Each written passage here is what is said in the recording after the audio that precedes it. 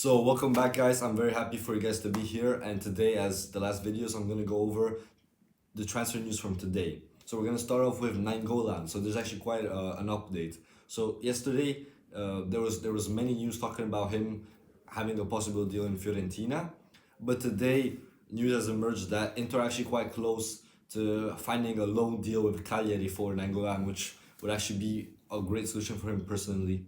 Unfortunately, we know that his wife is fighting a tumor, and his wife is from Sardinia, and they have a house in Cagliari. So he always looked to go back there, and it seems that it is very probable that Cagliari will get quite a outstanding transfer in Angolan, which which would be an excellent replacement after already Nahitan Nandez and Marco Rog for their midfield following the departure of Barella. Secondly, it seems like Dani Alves has found a solution. Sao Paulo have offered him a 3-year contract, and it seems like he's very close to joining. So it is unlikely that Dani Alves will be joining Barca. We've heard Man City and we've heard Juve and Inter looking for him. Yet he might be going back to Brazil, which is quite unfortunate. I thought he still had maybe 1 or 2 years of high-level football in Europe, but it is what it is.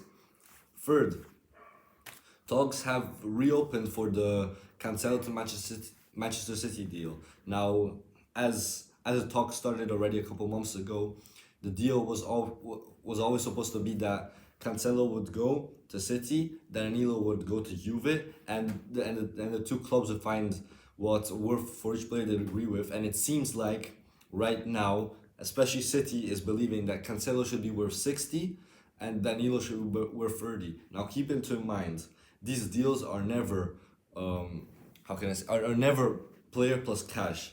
For financial fair play reasons, it will be, for example, Man City will buy 60 million Cancelo of Juve, and then Juve will buy 30 million Danilo from City for financial fair play reasons. For example, Juve would make a 20 million financial fair play transfer surplus, which would help them. That's why they never do a player plus cash. It's just not convenient. So talks have reopened, yet Juve don't seem to be valuing Danilo in 30 million. That's a bit of distance in this deal. Fourth, surprisingly, it seems that Tottenham are actually getting closer to Bruno Fernandes, and they might actually steal him from Manu, which would be very interesting. As this means, in my opinion, this hasn't been shown yet, but I believe that this means that the Lo Celso deal is getting harder.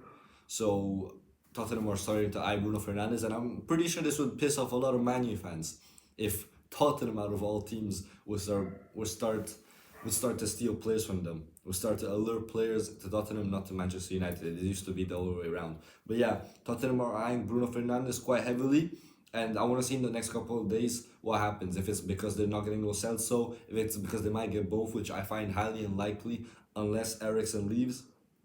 But yeah, I'll wait to see. Fifth, it's been official, Gueye to PSG. I think this is an excellent signing. PSG have always had the issue that the team was always detached. So they have the two great centre backs in Marquinhos and Thiago Silva, and then they have the great attackers. But the midfield will always be in balance. Verratti cannot hold the midfield all by himself, and I think Gueye is a perfect player to put on his side, as he's been, I believe, in the last 3 seasons, the player who's made most tackles in the Premier League. So I think he's a perfect signing for PSG, will fit right into their midfield, say, with Verratti and Draxler, and will give way more balance to the team that can now maybe fight for Champions League football, for the Champions League title. Sixth, San Maximin is actually quite close to signing for Newcastle. Now, we all know Newcastle is having, let's say, a generational change. Rafa left, Ayose Perez left, Rondon left. So a lot of big, most important people in Newcastle leave. There's the new coach, they signed Jonathan, and now they seem close to signing Sam Maximin, which is a great signing. He is a bit of a hothead, but for the price they're paying, I read for around £16.5 million. And for the price they usually go around in the Premier League, I think this is a good signing. The player has talent. He's yet to show all his talent, but he has talent. Now for some more quick updates, Miranda of Barcelona is close to joining Marseille. Evra has officially retired from football, and it seems that there has been the first official bid for Leroy Sane. According to Bild, Bayern have offered £90 million, €90 million for Leroy Sane. Now I don't think this is enough, but already if they're that close to the around 100 million request from City, I think this deal can go through. Especially, I think the player would be happy to go back. So yeah, So this is quite big. This means that there's actually negotiations between the club and not rumors. So anyways, I hope you enjoyed the transfer news of today. I'll see you tomorrow. Like, subscribe. I'm out.